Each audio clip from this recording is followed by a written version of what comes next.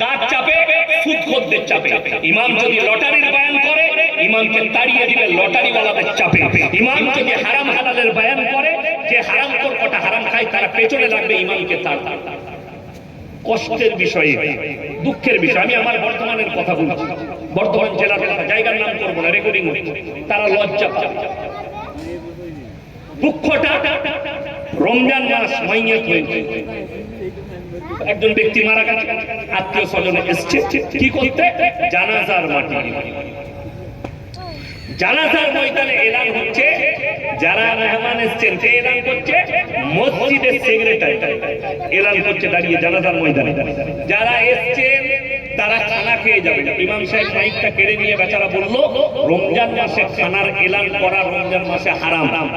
বিশ্বাস করুন, সেই মসজিদের কমিটি সকালবেলায় ইমামকে তাড়িয়েছে। আর ওই এলাকায় ঈদের পরে জলসা করতে গেলাম, আমি প্রকাশ্যে বললাম রমজান মাসে মাইয়াত বাড়িতে খানা রান্না করা হারাম। তখন সবাই বলছে শ্রোতারা, ইয়াসিন সাহেব হক কথা বলেছে। আমি বললে হক আর ইমাম বললে তারা। আমি বললে কেন হক হচ্ছে? এই জানে এর আমি চাকরি খেতে পারবো। আমার চাকরি খেতে পারবে কেউ? আমি আমার আব্বার মাদ্রাসার শিক্ষক, এতটুকু করবেন, শওকত সাহেবকে বলবেন ইয়াসিন সাহেবকে মাদ্রাসা থেকে বার করে দিতে। রুজির মালিক কে? আল্লাহ। আল্লাহর কসম করে বলছি, এই নবীর মেম্বারে বসে বলছি, আমি আল্লাহর প্রতি বিশ্বাস করি, রুজির মালিক যে আল্লাহ এটা বিশ্বাস করি। জেনে রেখে দিবেন আমার ভাই, আপনাকে অনুরোধ করে বলছি, ভালো করে শুনবেন, দাজ্জাল আসবে না? আসবে না?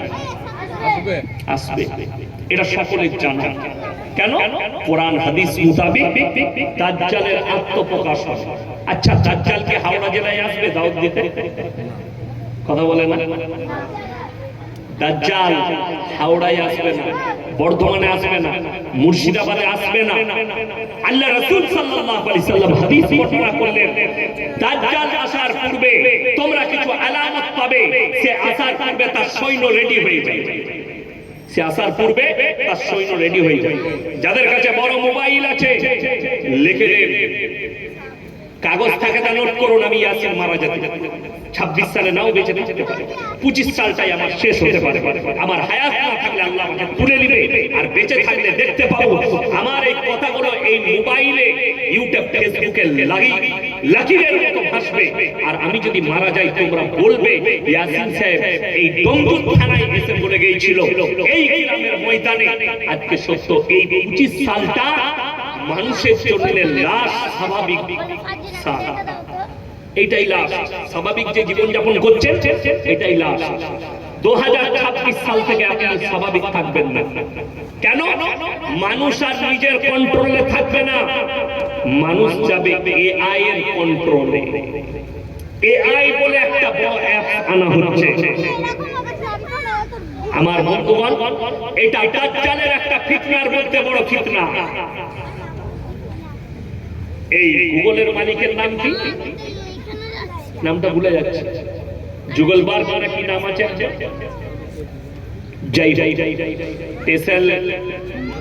টেসেল কোম্পানি না গুগলের মালিক? সে কি বলেছে জানেন? এই এআই শুধু সে এটা করবে না, সে নিজস্ব একটা বাহিনী তৈরি করবে, সৈন্য। আর ওই সৈন্যটাই হচ্ছে দাজ্জালের সৈন্য। আল্লাহ রাসূল সাল্লাল্লাহু আলাইহি সাল্লামের হাদিস তোমরা বুঝতে পারবে দাজ্জাল আসার সময় হয়েছে কেমন করে, যখন মুসলমানের কাছে হারাম জিনিসগুলো হালাল হয়ে যাবে, মুসলমানের কাছে বদ্দিনগুলো যখন দ্বীন হয়ে যাবে, হালালগুলো যখন হারাম হয়ে যাবে। বুখারী শরীফের হাদিসে আছে, যখন তোমরা দেখতে পাবে মূর্খরা, অশিক্ষিতরা আলেমদের সঙ্গে দুর্ব্যবহার করছে, আলেমদেরকে বেইজ্জতি করছে, বুখারী শরীফের হাদিস, আর মূর্খর কাছ থেকে ইলম নিচ্ছে, মূর্খরা নিজেকে ইলমওয়ালা বলবে, তখন আল্লাহ তাআলা ইলমের থেকে আগে আলেমদেরকে দুনিয়া থেকে তুলে নেবে। দাজ্জালের ফিতনার মধ্যে একটা বড় ফিতনা, সমাজের মুখে আলেমদের আর কোনো কথা চলবে না, মৌলবীদের আর কোনো কথা চলবে না। এই জলসা আপনি 10 বছর পরে দেখতে পাবেন, স্টেজে আর মৌলবী থাকবে না, সাধারণ ছেলেরা মৌলবী সেজে এসে ফতোয়া দিবে, আর হারামগুলোকে হালাল ফতোয়া দিয়ে চলে যাবে, বদ্দিনগুলোকে দ্বীন করে দিবে। এখন তো শুরু হয়ে গেছে। গত বছরে বাংলাদেশের একটা প্রসিদ্ধ বক্তা আছে আলেম খালেম ইলম কালাম না, ডাইরেক্ট স্টেজে মানুষের সামনে বর্ণনা দিচ্ছে, বয়ান করছে কলেজ স্টুডেন্টদের সামনে যে যে মেয়েটা রাস্তায় তোমার পছন্দ হবে তাকে তাড়াতাড়ি প্রপোজ করে দাও, আই লাভ ইউ বলে দাও। তার নাম হচ্ছে আবরারুল হক আসিফ। তার অনেক ভক্ত আছে। শয়তানের ভক্ত আছে না? আপনি জানেন নবীজির থেকে শয়তানের ভক্ত বেশি পৃথিবীতে? ঠিক বললাম না ভুল বললাম? মুসলমান কত? 250 কোটি। তার মধ্যে 200 কোটি মুসলমান আছে, 50 কোটি মুসলমানই নয়, বেঈমান সব দাজ্জালের সৈন্য। এই যে লোক লটারির টিকিট কাটছে, লটারি কেন হারাম? এই সমস্ত ভাগ্যের মালিক কে? আল্লাহ। ভাগ্যের মালিক যদি আল্লাহ হয়, সামান্য একটা কাগজ, এইরকম একটা কাগজ, এই কাগজটাকে নম্বর লেখা আছে। এই অনেক মুসলিম আছে লটারির দোকানে গিয়ে বলে 4-এর ঘরটা দে তো, ওটা আমার লাকি নম্বর, বলে না বলে যে হারাম করে ইমানটার সঙ্গে সঙ্গে চলে গেল। কেন? তুমি ওই আল্লাহ থেকে বেশি নম্বরে বিশ্বাস করেছো, এটার দ্বারা আমার ভাগ্য পরিবর্তন হবে, এই কাগজের দ্বারা তোমার ঈমান ধ্বংস হয়ে যাবে।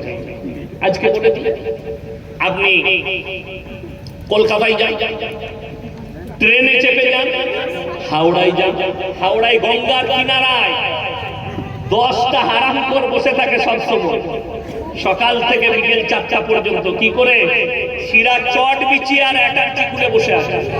অ্যাটার্জিতে আছে আংটির পাথর, আর সামনে নামানো আছে ফাল্লামা। লোকে গিয়ে, বড় লোকরা গিয়ে হাত দেখাচ্ছে ভবিষ্যৎ করার জন্য, ভবিষ্যৎবাণী। তাদের নাম হচ্ছে জ্যোতিষী। এ মুসলমানদের মধ্যেও আছে, মুসলিম ভাইদের মধ্যেও আছে। সে নিজে জানে না কবে মরবো, হারাম সে লোকের ভবিষ্যৎ চলছে। দুঃখের বিষয়, ওই বর্ধমান থেকে এসে নামছে, হাওড়া থেকে যাচ্ছে ট্রেনে, 1 লাখ টাকা বেতন পায়, উন্নয়ন ভবনে চাকরি করে, 50,000 বেতন পায় কলেজের প্রফেসর, 1 লাখ টাকা বেতন পায় হসপিটালে মেডিকেলের ডাক্তার। দাদিকে গিয়ে হাত দেখাচ্ছে, বাবা আমার হাতটা দেখো। ওরে বাবারে, তোমার ভাগ্যটা খারাপ যাচ্ছে, বইয়ের সঙ্গে একটু ঝামেলা চলছে। কি দেখলে সালা রাতের বেলায় রোজ ঝামেলা, তাহলে ঠিকই আছে, আমার ঠিকই বলেছে। কি করতে হবে বা? বললে বাবা এই পাথরের আংটি পরলে তোমার ভাগ্য ফিরে যাবে, এই পাথরের আংটি পরলে বিবির সঙ্গে মহব্বত হবে। এই পাথর আছে, এত দামি পাথর থাকলে তো পৃথিবীতে আর মারামারি হবে না। মারামারি হবে? কথা বলে না? ওই হারামখোরের কাছে যে অত দামি পাথর আছে, তাইলে তো নেতাদিকে দিয়ে দিলি আর নেতাদের দল থাকবে না, একটাই দল হয়ে যাবে পৃথিবীতে, সবারই মহব্বত হয়ে যাবে। দ্বিতীয় নম্বর বড় কষ্টের বিষয় যেটা, যে ভাগ্যের আংটিটা নিচ্ছে 50,000 বেতন পায়, আর যে দিচ্ছে হারামখোর ছিঁড়া চটে বসে আছে। ই অফিসে গিয়ে বলবে আনছি স্যার, কাকটা ধরিয়ে দিবে ডিশ সমেত, আর যে বসে আছে সে খেতে পায় না। একটা পাথর বিক্রি হলে ওই গঙ্গার কিনারায় দেখবেন চুলো রেখেছে, আর সে কয়লার না কাঠের চুলো, আর সবজি করেছে, 20 টাকায় 3টে রুটি দিচ্ছে, সবজি দিচ্ছে, পেঁয়াজ লঙ্কা দিচ্ছে, 20 টাকায় হারাম করে ওইটা খেতে পায়। আর যে দিচ্ছে পাথরটা, সে 5 স্টার হোটেলে খায়, দামি হোটেলে খায়। একবারও বলতে পারছে না এই ভাগ্যের আংটির পাথরটা তোর হাতে বাঁধ, কাল থেকে মমতা খালার পাশে থাকবি, তুই হারাম কর ছিঁড়া চটে বসে গেল। ভাগ্যের পাথর যার কাছে, সে ছিঁড়া চটে। দুঃখের কথা বলি, আমি এখানে জলসা করতে এসেছি, এই গ্রামে ধরলেন এই পাড়ায় সব থেকে বড় যে উস্তাকার আছে, এখন যদি বলে কাপড়ের ব্যবসা একটু ডাউন যাচ্ছে, আমার আব্বার মাদ্রাসায় আমার বেতন হচ্ছে 11,000। আপনাদের ইমামের বেতন কত? 9,000। 10 ধরুন, একদম রাউন্ড ফিগার 10,000 টাকা। আচ্ছা বলুন তো, ইমাম সাহেব সারা মাসে 10,000 বেতন পায়, আমি পুরো মাস গেলে 11,000 টাকা বেতন পাই আব্বার মাদ্রাসায় শিক্ষক। এরপর কথা বলা, আপনি এসে আমাকে বলছেন হুজুর আমার প্রতি মাসে 3 লাখ টাকা ইনকাম, তো এই 2 মাসে একটু বাজার খারাপ যাচ্ছে, একটা বরকতের তাবিজ দেন তো। তাবিজটা কার আগে দরকার? আমার না তা? সে মাসে 3 লাখ টাকা আর আমি মাসে 11,000। আচ্ছা, এরকম পৃথিবীতে বোকা লোক আছে লোককে বড় লোক করে নিজে গরিব থাকবে? আমার তো মনে হয় এই যুগে কেউ নাই। আছে? তো তাবিজে যদি বরকত হবে, ব্যবসাটা তোমার হবে কেন? ওটা তো হুজুরের হবে, ওটা তোমার হবে না। তো আমি তো তাবিজ মেরেই কেড়ে নেবো তোমার কাছ থেকে, তাবিজ যখন আমার কাছে আছে। না, ব্যবসায়ী বরকত ওটার দ্বারা আসে না, ব্যবসায়ী বরকত তাবিজের দ্বারা আসে না। আল্লাহ রাসূল সাল্লাল্লাহু আলাইহি সাল্লামের হাদিসটা শুনে যান। যারা ব্যবসায়ী আছেন, আল্লাহ নবী বললেন যারা 5 ওয়াক্তের নামাজি হবে আল্লাহ মৃত্যুকাল পর্যন্ত তাদের রুজিতে কোনদিন কমি দিবেন না। জোরে বলুন সুবহানাল্লাহ। যারা আল্লাহর রাস্তায় দ্বীনের পথে থাকবে আল্লাহ মৃত্যুকাল পর্যন্ত তাদেরকে ইজ্জতের রুজি দান করবেন। জোরে জোরে বলুন সুবহানাল্লাহ। যেগুলো আছে দেড় সব কেটে দিব, চ্যালেঞ্জ খালি নিয়ে আসুন। তিনি খালি বলে যাবেন সুদ হালাল, মদ হালাল, আপনার লটারি হালাল। দুঃখটা তো এইটাই, দাজ্জাল আসার আগে তার সৈন্য তৈরি হয়ে যাবে, সৈন্যগুলো তৈরি হবে আপনার বাড়িতে। আল্লাহ রাসূল হাদিস বর্ণনা করলেন দাজ্জাল আসার সময় হলে মুসলমানের কাছে তোমরা দেখতে পাবে হারাম জিনিসগুলো হালাল হয়ে যায়। আজকে ইমানদারির সঙ্গে বলুন তো, ইসলামী শরীয়তে গান বাজনা হালাল না হারাম? এই জোরে বলুন, হারাম না হালাল? হারাম। দুঃখটা কোথায় বলে দিই, হে আমার মুমিন বান্দারা শুনবেন, খুব ভালো করে শুনবেন। একটা অমুসলিম ভাই, আমরা যে দেশটা বাস করছি এটা সেকুলার দেশ, প্রত্যেকটা ধর্মের মানুষ সংবিধানে আছে নির্দ্বিধায় নিজের ধর্ম পালন করবে। একটা হিন্দু ভাই, শিখ ভাই, ইসাই ভাই, দলিত ভাই, আদিবাসী ভাই, মুসলিম ভাই, সবাই নিজের ধর্ম পালন করবে। এরপর দেখুন একটা হিন্দু ভাই তার উৎসব হলো, সে ঠাকুর ভাসাতে যাচ্ছে আপনার মেন রাস্তার ওপরে, সে নিয়ে যাচ্ছে র্যালি করে, আপনার মসজিদ আছে, সে ডিজে বাজাচ্ছে, ড্যান্স করছে আপনার মসজিদের সামনে দিয়ে পেরিয়ে। কিছু মুসলমান অভিযোগ করছে আমার নামাজের ক্ষতি, আমার ইমানের ক্ষতি হচ্ছে। কেন? তোমার মসজিদের সামনে দিয়ে পেরিয়ে গেছে। এই নেমক হারাম মুসলিমদের কাছে আমি জিজ্ঞেস করতে চাই, তোমার বিবেককে জিজ্ঞেস করে বলো, যদি তোমার মসজিদের সামনে দিয়ে কোন হিন্দু ভাই গান বাজিয়ে পেরিয়ে যায়, ড্যান্স করে পেরিয়ে যায়, তার ধর্ম পালন করে, তাতে যদি তোমার নামাজের ক্ষতি হয়, তাতে যদি তোমার ইমানের ক্ষতি হয়, চাঁদ রাত থেকে হাওড়া জেলায় বেশিরভাগ পাড়াতে হারামখোর যুবকরা ডিজে বাজিয়েছে ঈদের দিনে সারাদিন, তখন তোর নামাজের ক্ষতি হয়, তখন তোর ইমানের ক্ষতি হয়নি? যদি বলেন প্রমাণ চাই, ঈদের দিন থেকে সলম মোড় থেকে কতগুলো পাড়ায় হাই রোডের গায়ে খালি গান বাজনা হয়েছে, আল্লাহ ছাড়া কেউ জানে না। আমি নিজের চোখে দেখেছি, জলসা করতে এসেছি। অস্বীকার কথা, যদি বলেন অস্বীকার, সামনে বছরে রেডি থাকবেন, আপনার ঘাড়ে ধরে আমার গাড়িতে চাপিয়ে আমি নিজে খালি ঘুরে ঘুরে দেখাবো কতগুলো ডিজে বাজাচ্ছে এই মুসলিম যুবকগুলো। তখন কেউ বাধা দেয়নি, তাদের নামে কেস করলে না, তাদের নামে অভিযোগ করলে না। কেন? ওইটা তোমার জন্ম দেওয়া সন্তান, ওই হারামখোরটাকে তুমি জন্ম দিয়েছো। খুব ভালো করে বুঝবেন, আল্লাহর কাছে ইনসাফ হবে কিয়ামতের দিনে, আল্লাহর কাছে না ইনসাফি হবে না। তুমি যদি বেঈমানি করো, তুমি যার উপরে করবে, শুনে রেখে দেন, আল্লাহর কাছে কিয়ামতের দিনে দুটো লোককে বেশি আযাব দেওয়া হবে। কজনকে বললাম? দুজনকে। নাম্বার 1, যারা সুদখোর হবে তাদেরকে কঠিন আযাবে মুবতালা করবেন আল্লাহ। নাম্বার 2, যারা নিরীহ মানুষকে হত্যা করবে। কোরআনে আছে, কেউ যদি একটা নিরীহ মানুষকে হত্যা করে, সে শুধু তাকে নয়, গোটা মানব জাতিকে হত্যা করলো। কেউ যদি কোনো মানুষকে তার প্রাণ বাঁচালো, সে যে ধর্মেরই হোক, সে গোটা মানব জাতিকে বাঁচালো। এইটা হচ্ছে কোরআন, এটা হচ্ছে আল্লাহর আদেশ। আজকে দুঃখ লাগে, মুসলিমদের বিয়েতে গান বাজনা হচ্ছে। ঠিক বললাম না ভুল বললাম? মুসলিমদের বিয়েতে নিয়ে আসুন, আপনার কোন বাপের বেটা মৌলবি আছে যে হালাল করে দিবে? আমি ইয়াসিন জীবনার বক্তব্য দেব না, শুনে রেখে দেন। যে বিয়েতে গান বাজনা হবে সেই দাম্পত্য জীবন সুখী হতে পারে না, তাদের মধ্য দিয়ে হালাল সন্তান পয়দা হতে পারে না, তাদের মধ্যে দিয়ে নেক সন্তান পয়দা হতে পারে না। যে বিয়েতে হারাম কাজ হয়, যে বিয়েতে রাসূল বিরোধী কাজ হয়, যে বিয়েতে আল্লাহ বিরোধী কাজ হয়, এই গান ইসলামে কোথায় পেলেন? বাজনা ইসলামে কোথায় পেলেন? আমি চ্যালেঞ্জ করে বললাম, হাওড়া জেলায় বিয়ে হলে সিস্টেম হচ্ছে পানচিনি হয়, পানচিনি হয় না, হয় না পানচিনি। একটা মৌলবীকে নিয়ে এসে খালি যায় বলে দেন পানচিনি। এটা ইসলামিক কালচার। আপনারা বলছেন পানচিনি, আমাদের বর্তমানে বলে আশীর্বাদ। দুটোই একই, নামটা আলাদা। এরা বলছে পানচিনি আর ওরা বলছে আশীর্বাদ, একই, একটা প্রমাণ দেন। আর এক দ্বারা কতটা পাপ হচ্ছে বলে দিই।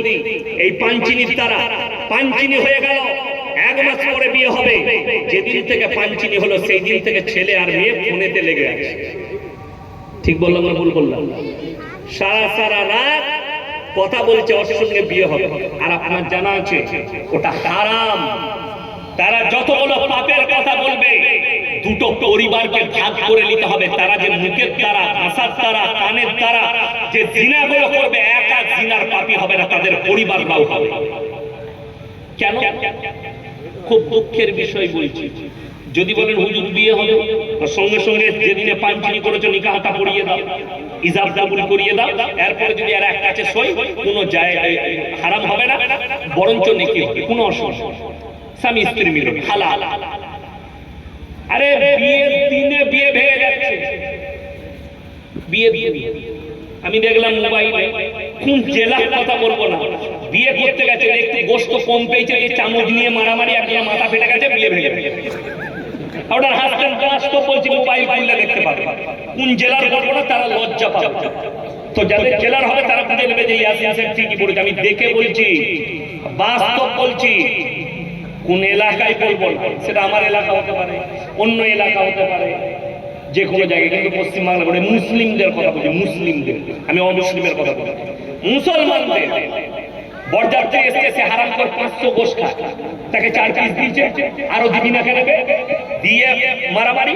ও এখন চামচটা কেটে মাথা চেপে চালিয়ে দিয়ে দ্বন্দ্ব হয়ে গেল, প্যান্ডেল ভেঙে গেল, টেবিল চেয়ার ভেঙে গেল, বিয়ে করবো না, পালিয়ে গেল। আটকিয়ে থেকে খরচাটা ছেলের বাপের কাছ থেকে আদায় করে তাদেরকে ছেড়েছে, বিয়ে আর হয়। এরপর বলুন, এই ছেলে আর মেয়ে 3 মাস থেকে যে ফোনেতে জিনাগুলো করেছে, যে কথাগুলো পড়েছে, এই পাপের ভাগীদার কে হবে? এরা যে বাজারে গিয়ে মিলামিশা করেছে, বাজারে দেখা করেছে, এর ভাগীদার কে হবে? মুসলমান আজকে জানি না। আপনি আপনার জানা মতো মৌলবীকে জিজ্ঞেস করুন, ইয়াসিন খারাপ, আমার জ্ঞান নেই। আপনার যাকে মনে হয় এই জ্ঞানী মুফতি, জ্ঞানী আলেম, তাকে আপনি জিজ্ঞেস করুন, রাসূল সাল্লাল্লাহু আলাইহি সাল্লামের জামানায় নিকাহটা কোথায় হতো, বিবাহটা কোথায় হতো? আল্লাহর কসম, মসজিদের ভেতরে হতো। জোরে বলুন সুবহানাল্লাহ। যার কারণে কোনো পাপ ছিল না, মসজিদের ভেতরে নিকাহ। আমি আমার ছাত্রের বিয়ে পড়াতে যাব, আমাকে বললো হুজুর যেতে হবে। আমি আমার শর্ত হচ্ছে মসজিদের ভেতরে নিকাহ। আমি নিকাহ পড়াবো মসজিদের ভেতরে, প্যান্ডেলে হবে না, বাইরে কোথাও হবে। বলে রাজি আছে মসজিদে। তারা আমাকে দেখে, গেলাম, বলে হুজুর দুটো নসিহত করুন। জোহরের নামাজের পরে 10 মিনিট কথা রাখলাম, নিকাহ পড়ানো হলো, পালিয়ে এলাম সুন্নত তরিকা। কিন্তু দুঃখের বিষয়, আজকে কতগুলো হারাম কাজ হচ্ছে। একটা ইমাম নিকাহ পড়ানোর জন্য তাকে 1000 টাকা দিতে গেলে সমাজের জিভ বেরিয়ে যায়, অথচ হারামখোর 10,000 টাকা দিয়ে জিজে ভাড়া করে ড্যান্স করছে 3 দিন থেকে বিয়ে গায়ে লাগে। আমি যেটা বলে যাচ্ছি, আপনার কলজেতে ঘা লাগবে, আপনি খালি ভাববেন, আপনার ব্রেনে ঘা লাগবে, আপনি রাতে শুয়ে ভাববেন, এটা যদি হারাম হয়ে থাকে, ইয়াসিন সাহেব হক কথা বলেছে, আমি ভুল করেছি, যদি আমি করে থাকেন আপনি ইস্তেগফার করবেন, আর আমার বেটা বেটির বিয়েতে এই ধরনের কাজ করব না। আজকে মুসলমান শুনেলেন, এই হারাম জিনিস করে যখন মুসলমানের কাছে হালাল হয়ে যাবে, তুমি জেনে রেখে দাও, দাজ্জাল আসার সময় হয়ে গেছে। তার প্রথম নম্বর হচ্ছে এআই, এটা দাজ্জালের ফিতনা শুরু, এরপরে দাজ্জালের আত্মপ্রকাশ হবে। দাজ্জাল আসার আগে তার সৈন্যরা দাঁড়িয়ে যাবে। রাসূলের হাদিস, যখন দাজ্জাল তার ফিতনা আসবে, তার আগে যারা মুমিন থাকবে, যারা দাড়ি টুপিওয়ালা থাকবে, তারা তখন সমাজের বুকে আল্লাহর নাম নিতে লজ্জা বোধ করবে। এটা রাসূলের হাদিস। আমার বন্ধুগণ, বেঈমান কাফের আপনাকে চারিদিকে ঘিরে ফেলেছে, আপনি পালাতে পারেন, বের হতে পারেন। শুধু সুদটা মানুষের কাছে সীমিত রাখেনি, এই ইহুদি আর নাসারাদের একটা বড় চক্রান্ত। তারা বলছে এদের ঘরে ঘরে সুদ ঢোকাও, তার নাম দিয়েছে বন্ধন লোন, গ্রুপ লোন। আপনাদের এখানে যদিও নাই, আছে ভালো। মায়েদের কিন্তু লাভ হয়েছে, লাভ হয়েছে না হয়নি? হ্যাঁ, কি লাভ? 10টা করে মেয়ে গ্রুপ করেছে, তাদের মধ্যে একজন হেড, আর 9টা মেয়ে তাকে ম্যাডাম বলে ডাকে। এই মনে করে বিরাট ব্যাপার, এমনি ম্যাডাম হতে পারিনি, সুদ খাবার ম্যাডাম। এ মনে করে আমার বিরাট ব্যাপার, ম্যাডাম বলে ডাকছে, কত ভালো লাগছে। বড় কষ্টের বিষয় আমার মা, আমার বোন, আপনারা ইমানদারির সঙ্গে বলুন, আপনাদের ইমামের বেতন 9,000, তার বউ রাস্তায় যাই তো গ্রুপ লোন করতে, কথা বলেন না। আপনি আমার গ্রামে আসেন, খোঁজলেন, আমার মাদ্রাসার শিক্ষক আমার আব্বাজি, আমি আমার গ্রামের কথা বলছি। আমার একটা চাচাতো ভাই আছে মোহাম্মদ সামিউ, আমরা 3 জন আছি গ্রামে, কিংবা আমার আশেপাশের গ্রামের আছে আমার আরো শিক্ষকরা। তাদের গ্রামে গিয়ে খোঁজলেন, এদের যে 11,000 12,000 বেতন, এদের বিবিরা রাস্তায় বেরিয়ে গ্রুপ লোন করছে না বন্ধন লোন করছে। তার কারণ আমি একটা হাদিস শোনালাম, যারা আল্লাহর রাস্তায় দ্বীনের পথে থাকবে, আল্লাহ তাদেরকে মৃত্যুকাল পর্যন্ত ইজ্জতের রুজি দান করবেন। জোরে বলুন সুবহানাল্লাহ। আমার বন্ধুগণ, এই উলুবেড়িয়ার একটা ছেলে আমাকে 1 বছর আগে ফোন করেছিল, হুজুর নামাজ পড়ি, রোজা রাখি, দিনদার, মালে বরকত হয়, আমি ক টাকা ইনকাম করো? হুজুর রোজ খরচা বাদ দিয়ে 700 টাকা। কি করো বাবা? বলে হুজুর টোটো চালায়। মাশাআল্লাহ, 700 টাকা 3/7 কত বাবা? 21,000 টাকা মাসে ইনকাম। বলছে বরকত পাচ্ছি না। আমি বললাম তুমি জিনা করো? বলে জিনা আমি একদম করি না, সব পাপ করি না। মদ খাও? জিনা। গাঁজা খাও? জিনা। তবে কি করো? বলে আমি 5 ওয়াক্ত নামাজ পড়ি। আমি বললাম কোন একটা পাপে তুমি লিপ্ত আছো? বলে হুজুর কিছু করি না, কিন্তু মাঝে মাঝে একটা করে লটারি কাটে। এখন বরকত তো ওখানেই ঢুকিয়েছি, ওই জায়গায় ঢুকিয়েছ বরকত। বড় কষ্ট লাগে। 21,000 টাকায় তার এত কম পড়ে গেছে, তাকে লটারি কাটতে হচ্ছে। আর একটা ইমাম 6,000 7,000 10,000 বেতন পায়, সে ইখলাসের সঙ্গে আছে, তাকে লটারি কাটতে হলো না, তার বিবিকে বন্ধন লোন নিতে হলো না, তার বিবিকে রাস্তায় বেরোতে হলো না। আল্লাহ চালাচ্ছে। শুনে রেখে দেন, রুজির মালিক আল্লাহ, এটা সবাই বিশ্বাস করবো। জোরে বলুন ইনশাআল্লাহ। যাদের বিশ্বাস নেই রুজির মালিক আল্লাহ, তাদেরকে বলবো সকাল বেলায় উঠে সর্বপ্রথম সমুদ্রের কিনারায় পড়ে যাবে। এই যে গাছ দেখতে পাচ্ছেন, আপনি ময়দানে এসে বসবেন, গাছের দিকে তাকিয়ে দেখবেন। সকাল হলে আপনাকে বের হতে হবে খাদ্য সঞ্চয়ের জন্য, আপনার পরিবারের জন্য বের হতে হয়। কিন্তু গাছের একটা পাখি সে বসে থাকে, তাকে আল্লাহ রুজি দেয় বিনা পরিশ্রমে, আল্লাহ তাকে রুজি দেয় বিনা ইনকামে। সমুদ্রের তলে একটা নীল তিমি, তার খাবার 24 ঘন্টায়, বৈজ্ঞানিকরা বলছেন, বিশেষজ্ঞরা বলছেন, একটা নীল তিমি 24 ঘন্টায় 100 কুইন্টাল খাবার খায়। কে রুজি দান করে? বৈজ্ঞানিকরা বলছেন 3 ভাগ প্রাণী সমুদ্রের তলে, 1 ভাগ স্থলে। এই 3 ভাগ প্রাণীর রুজি আমার আল্লাহ মাপেন। জোরে বলুন সুবহানাল্লাহ। যদি আল্লাহ প্রাণীকে সমুদ্রের তলায় সকলকে যদি রুজি দান করে, আপনাকে কেন আল্লাহ রুজি দিবে না? খালি আপনাকে বাহানা দেখাতে হবে। আলু ব্যবসা করি, আল্লাহ সেখান থেকে পয়সা দেয়, হালাল পয়সা, আল্লাহ এতেই চালিয়ে দেয়। আমি এই ব্যবসা করি, আল্লাহ চালিয়ে দেয়। আমার বন্ধুগণ, আপনি আল্লাহর উপরে ভরসা করুন। যদি বলেন দলিল, টাকা থাকবে, সম্পদ থাকবে, পয়সা থাকবে, কেউ যদি মনে করে আমি বেঈমানি করে, লটারি কেটে, সুদ খেয়ে, চুরি করে সন্তানকে বড়লোক করে দিয়ে যাব, কোটিপতি করে দিয়ে যাব, আল্লাহর কসম করে বলছি, তার তকদিরে যদি ভিক্ষা করা লেখা থাকে, তুমি 10 কোটি টাকা দিয়ে গেলেও তাকে ভিক্ষা করে খেতে হবে। ঠিক কিনা? যদি বলেন প্রমাণ আরো চাই, ভারতের যিনি সব থেকে বড় লোক, বীরুভাই আম্বানির ছেলে, দুটো ছেলে, অনিল আম্বানি, মুকেশ আম্বানি, জিও কোম্পানির মালিক।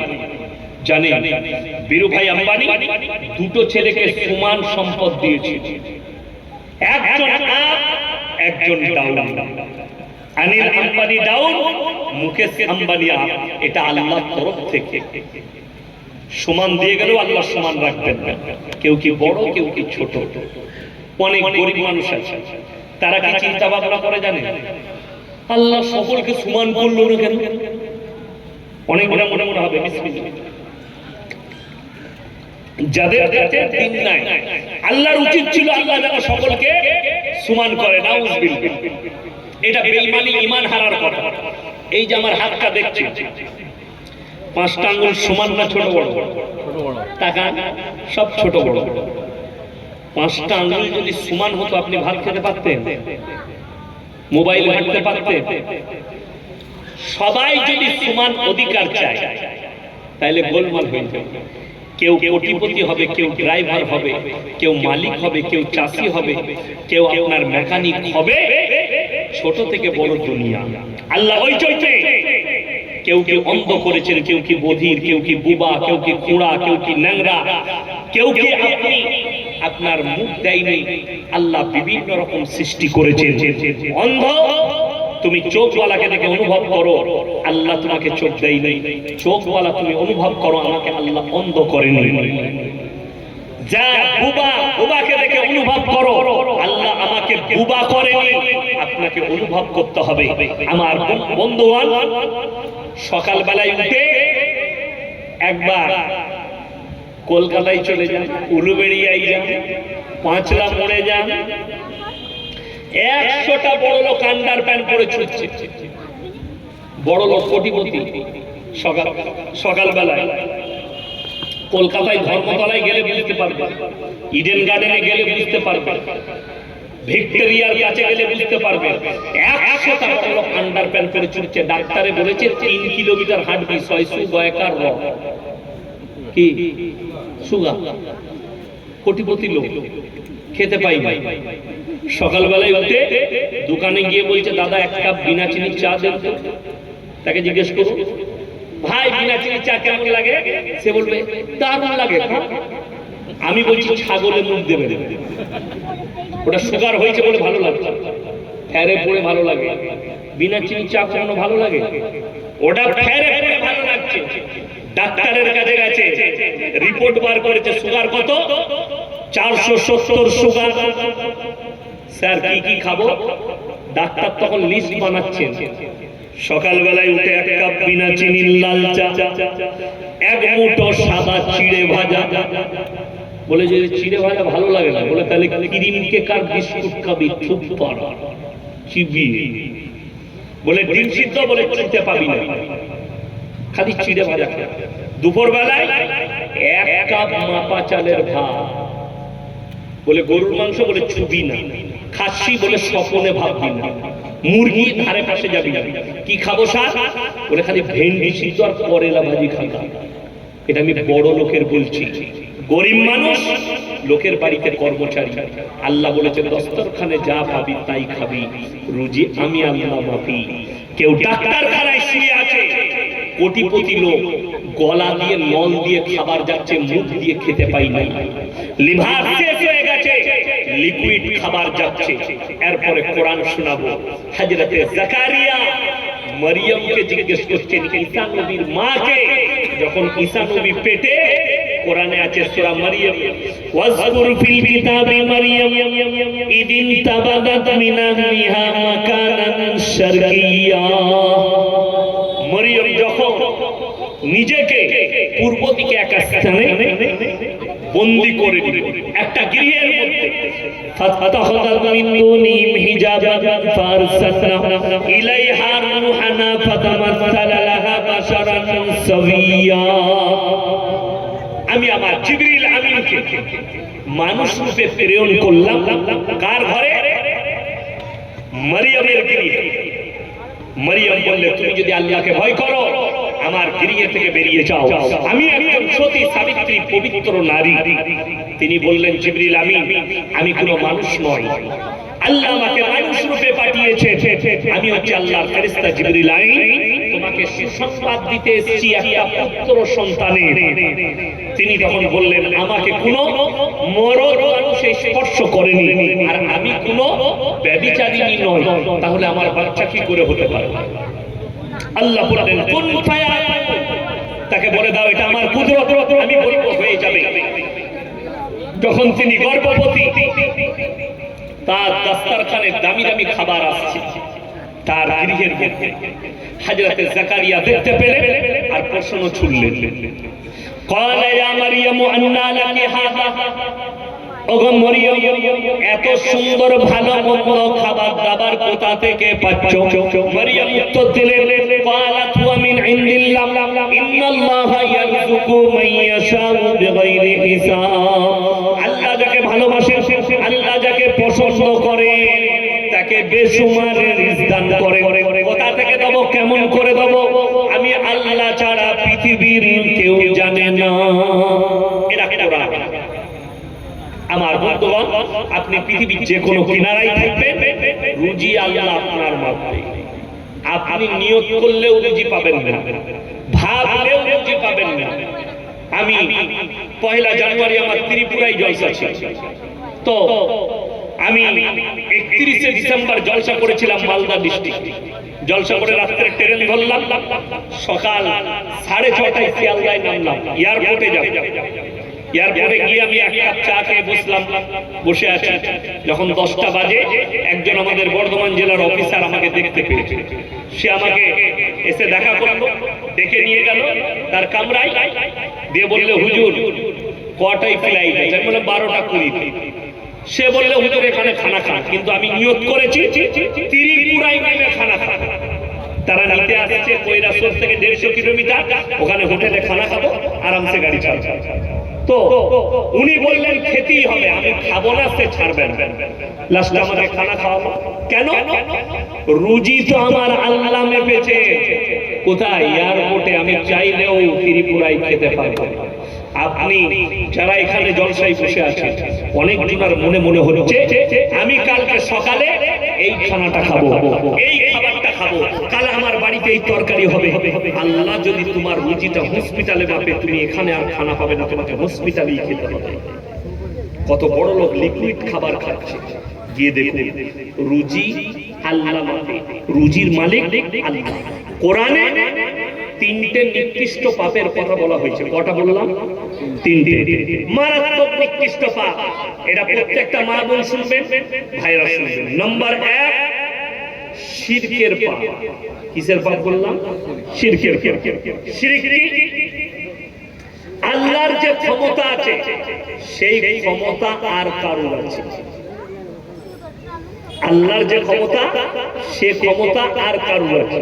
যেমন শুধু এটা নয়, যেমন কিছু মহিলাদের আকীদা আছে। কালকে আমাকে প্রশ্ন দিয়েছিল, চন্দ্রগ্রহণ সূর্যগ্রহণ হলে যে মেয়েদের পেটে বাচ্চা আছে তাদের কি কোনো কাজ করতে নাই? বলে এটা শিরক, শিরকের পাপ। কেন? চন্দ্রের মালিক আল্লাহ, সূর্যের মালিক আল্লাহ, গ্রহণ লাগানোর মালিক আল্লাহ, তাহলে তারা কি করে আপনার পেটের বাচ্চার ক্ষতি করতে পারে? এটা কুসংস্কার এবং শিরকের পাপ। নাম্বার 2, বিয়ে শাদী হলে তার দিন ঠিক হলে মেয়েদের হাদিসে আছে, এটা কোরআন হাদিস নয়, মেয়েদের হাদিস, মহিলাদের হাদিস, যে সেখানে ডিম সিদ্ধ দিতে নাই, বিয়ে ভেঙে যাবে। হ্যাঁ, এটা মেয়েদের হাদিস। তো এইটা হচ্ছে কুসংস্কার এবং শিরক। মানে আল্লাহর ক্ষমতা, বিয়ে ভাঙানোর ক্ষমতা কার? জড়িকে লাগান আল্লাহ, তাহলে জড়িটা ভাঙাবেন কে? আল্লাহ। তাহলে ডিম কি করে ভাঙাবে? তাহলে ডিমকে মালিক ভাবা হচ্ছে, নাউজুবিল্লাহ। এটা শিরকের পাপ। মেয়েদের আকীদা, মেয়েদের বিশ্বাস যে বিয়ে শাদী হলে জিলেবি দিতে নাই, জিলেবি দিলে প্যাঁচ লেগে যাবে বিয়েতে। তাহলে যে লোক জিলেবি খাচ্ছে তার বেটা বেটি জীবনে বিয়ে হবে না, সেটা প্যাঁচ বেরিয়ে গেছে। কথা বল, এইটা হচ্ছে শিরক। দ্বিতীয় নম্বর, আপনি এই যে গাছ আছে, এই গাছটার গোড়ায় সিজদা দিয়ে মনে করলেন এই গাছটা একজন মালিক। কিন্তু গাছের সৃষ্টিকর্তাকে আল্লাহ। তাইলে আপনি এর মালিককে খুঁজতে হবে, এর মালিক। আমি হুগলি ডিস্ট্রিক্টে এক জায়গায় জলসা করতে গেছি, তো সেখানে আপনাদের মতো শুধু স্টেজ নয়, গোটাটাই প্যান্ডেল করেছে। এরকম গাছ ছিল একটা বড়, গাছটার চারিদিকেও প্যান্ডেল, গাছের গোড়ায় মাটির ঘোড়া রাখা আছে। কিসের ঘোড়া বললাম? মাটির ঘোড়া, আগরবাতি, মোমবাতি, একটা ক্যানা ল্যাপটানো আছে। আমি স্টেজে চেপে বললাম, বাবা আপনাদের এখানের মানুষ খুব ভালো হুগলি ডিস্ট্রিক্টে। বলে হুজুর কেন? আমাদের হিন্দু মুসলিম ভাইদের মধ্যে এত মহব্বত, আমাকে খুব ভালো লাগলো। এখানে হিন্দু ভাইরা পুজো পাঠ করে, আর তোমরা এখানে জলসা করছো। বলে হুজুর ওটা আমাদের যাবে, তোরা কি করিস? বলে বুড়ো পিসে পুজো করে। এরপর ভেবে দেখো, এই মুসলিম, আমি তাদেরকে বললাম যে ভাই, একটা অমুসলিম ভাই মাটির মূর্তি তৈরি করে, পাথরের মূর্তি তৈরি করে সেখানে সিজদা করলে যদি শিরক হয়, তাহলে তুমি মাটির ঘোড়া রেখে সিজদা করলে এটা দিনদারি কি করে হতে পারে? কোরআন খুলেন, কোরআনের দলিল 17 পারা, একবারই শেষ পৃষ্ঠা, শেষ রুকু। ইয়া আইয়ুহান নাসু যুরিবা মাতালান ফাসতামিউ লাহু ইন্নাল্লাযীনা তাদউনা মিন দুনিল্লাহি লা ইয়াখলুকু দুবাবান ওয়ালা বিজতামাউ লাহু ওয়া ইয়াসলুবুহুমুদ দুবাবু শাইয়ান লা ইয়াস্তানকিদুহু মিন। হে আমার নবী, পৃথিবীর মানুষকে বলে দাও, তোমরা যাদের কাছে ভালো মন্দ চাইছো তাদেরকে জিজ্ঞেস করো, তারা একটা মাছি পর্যন্ত সৃষ্টি করতে পারে না। মাছি সৃষ্টি অনেক দূরের কথা। মাছি যদি তাদের প্লেট থেকে কিছু ছিনিয়ে নিয়ে যায়, সেটা উদ্ধার করার মতো ক্ষমতা তাদের নেই। জোরে বলুন সুবহানাল্লাহ। তারা হচ্ছে শক্তিহীন, আর আল্লাহকে, আল্লাহ কি? সকলে জোরে বলুন, শক্তিশালী। আর তারা হচ্ছে শক্তিহীন, তাদের কোনো শক্তি নাই, তারা সৃষ্টি, আল্লাহ সৃষ্টিকর্তা। এই শিরকের পাপের জন্য আল্লাহ বলেছেন, ইন্নাশ শিরকা লাযুলমুন আযীম। কেউ যদি আল্লাহর সঙ্গে জেনে বুঝে শিরক করে, আল্লাহ সেই গুনাহ maaf করবেন না। এটা আল্লাহর কাছে একটা বড় নিকৃষ্ট পাপ। নাম্বার 2, ওয়ালা তাকতুলু আওলাদাকুম খাশিয়াতা ইমলাক নাহনু নারযুকুহুম ওয়া ইয়্যাকুম। এটা মারাত্মক। ইমাম বুখারী রাহমাতুল্লাহ আলাইহি বুখারী শরীফের মধ্যে আর ব্যাখ্যা এনেছেন যে তোমরা, আল্লাহ এখানে কোরআনে বললেন, তোমরা খাওয়াবার ভয়ে, মানুষ করবার ভয়ে তোমাদের পেটের আওলাদকে কতল করো না। একটা সন্তান আছে, স্ত্রীর পেটে আর একটা বাচ্চা এসেছে, আপনি বললেন হ্যাঁ আমার এমনি ব্যবসা ছোট, ইনকাম কম, কি করে মানুষ করবো, ওটাকে নষ্ট করে। ডাক্তারদের চেম্বারে লেখা থাকে এখানে বাচ্চা নষ্ট করা হয় না, দণ্ডনীয় অপরাধ ভারতে। ডাক্তারের চেম্বারে লেখা থাকে। কিন্তু পয়সার জন্য কিছু ডাক্তার, কিছু মানুষ আছে, তারা ওষুধ দিয়ে, ইনজেকশন দিয়ে নিজের স্ত্রীর পেটের বাচ্চাকে নষ্ট করে দিচ্ছে। রক্ত হয়ে গেল, রক্ত পানি হয়ে প্রস্রাবের রাস্তা দিয়ে নেমে পায়খানা, নদ নদী নালায় পায়খানার চেম্বারে পৌঁছে গেছে। কোথায় চলে গেল? আপনি মনে করলেন কেউ জানতে পারলো না আমি পেটের বাচ্চাকে নষ্ট করেছি। আমার বন্ধুগণ, আমার ইমানদার ভাই, কোরআন সূরা আল ইমরানের প্রথম পৃষ্ঠা, ইন্নাল্লাহা লা ইয়াখফা আলাইহি শাইউন ফিল আরদি ওয়ালা ফিস সামা। হে আমার নবী, আসমান আর জমিনের মধ্যে কোন জিনিসটা আমার কাছে গোপন নাই। জোরে বলুন সুবহানাল্লাহ। তোমরা অন্তরে কথা বলবে, আমি আর শুনতে পাই। আমার বন্ধুগণ, আমার মা বোন যারা মনে করছেন আমি আমার পেটের বাচ্চাকে নষ্ট করেছি, আল্লাহর কাছে এটা এত নিকৃষ্ট পাপ। ইমাম বুখারী রাহমাতুল্লাহ আলাইহি বললেন, এটা একটা বাচ্চাকে মার্ডার করা হলো, একটা মানুষকে হত্যা করা হলো, আর এই হত্যা এত বড় পাপ, এর জন্য ক্ষমার কোনো রাস্তা নাই। আপনাকে আল্লাহর কাছে কাঁদতে হবে। আল্লাহ ইচ্ছা করলে আপনাকে ক্ষমা করবেন। আল্লাহর কাছে বড় নিকৃষ্ট পাপ এইটা। চলুন, যাদের মনে মনে হচ্ছে যে কেউ দেখেন মিটে চলে গেছে, মৌলবীরা পাগল, এরা কি জানে ওই বাচ্চাকে আল্লাহ পুনরায় দাঁড় করাবে, ওই বাচ্চাকে আল্লাহ আবার জয়েন করবেন, ওই বাচ্চাকে আল্লাহ আবার দাঁড় করাবে কিয়ামতের দিনে।